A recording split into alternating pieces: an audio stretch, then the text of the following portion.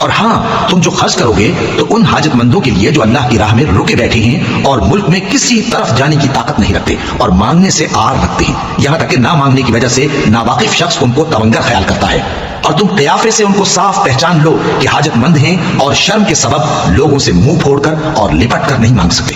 اور تم جو مال خرچ کرو گے کچھ شک نہیں کہ اللہ اس کو جانتا ہے۔ جو لوگ اپنا مال رات اور دن اور پوشیدہ اور ظاہر اللہ کی راہ میں خرچ کرتے رہتے ہیں، ان کا صلہ ان کے پروردگار کے پاس ہے، اور ان کو قیامت کے دن نہ کسی طرح کا خوف ہوگا اور نہ غم۔ جو لوگ سود کھاتے ہیں وہ قبروں سے اس طرح حواس باختہ اٹھیں گے جیسے کسی کو جن نے لپٹ کر دیوانہ بنا دیا ہو، یہ اس لیے کہ وہ کہتے ہیں کہ سودا بیچنا بھی تو نفع کے لحاظ سے ویسا ہی ہے جیسے سود لینا،